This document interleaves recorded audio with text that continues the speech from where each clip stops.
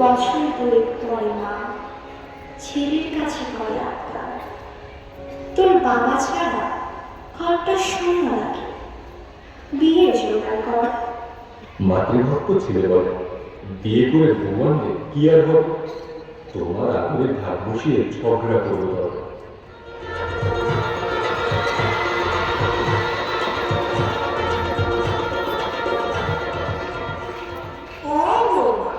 তোমার হাতে কানে নেই কেন কোনো গয়না? মা বলেছে ওগুলো সব সময় পরে থাকা ঠিক না। তোমার গয়না তুমি পরবে, তাতে তোমার শাশুড়ির কি? গয়না ছাড়া নতুন বউকে দেখতে লাগে গরিব ঘরের ঝি।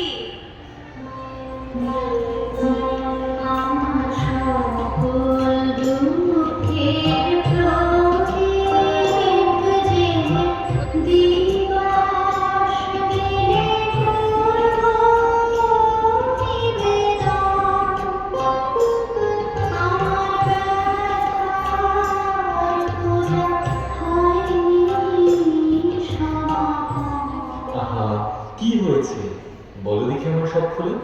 কিচ্ছু না, তোমার মা আমার সব গয়না কেন রেখে দিয়েছে তুলে?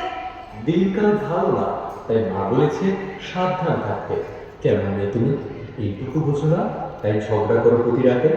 ও, আমি তো কিছু বুঝি না, সব বোঝে তোমার মা। এভাবে যদি চলে তবে এ সংসারে আমি আর থাকবো না।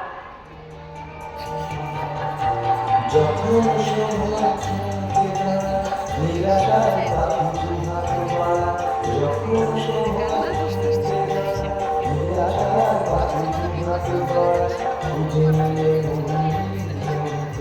কি আর করে যখন স্বপ্ন স্বপ্ন স্বপ্ন স্বপ্ন দেখো। দিন যায়, সময় গড়ায়, খোকার জীবনে মেলে না কোন সুখ। ঈশ্বরের আশীর্বাদে তারা লাভ করে এক ফুটফুটে রাজপুত্র। হেসে খেলে বড় হয় সে, যায় এখন বাবার সাথে স্কুলে। হঠাৎ রাস্তায় দুর্ঘটনা ঘটে আর ভর্তি হয় হাসপাতালে। ছোট্ট সোনা ব্যথা পায় প্রচন্ড আর আঘাত পায় চোখে। ডাক্তার বলে হয়তো সে আর দেখবে না দুনিয়াটাকে।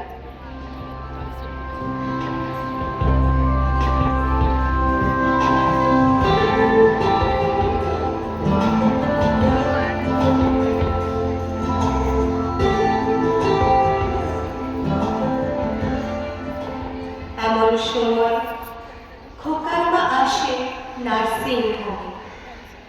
বলে ডাক্তার, আমার চোখ নিয়ে দৃষ্টি দাও আমার নাতিরে। দাদির চোখে দৃষ্টি ফিরে পায় ছোট্ট সোনামণি। অনুতপ্ত বৌমা মায়ের পা ধরে ক্ষমা চায় তখন। আমি কাজ গড়িয়ে পড়তে লুটিয়ে পড়ে না মাথা, হাসি মাখা মুখে চলে যায়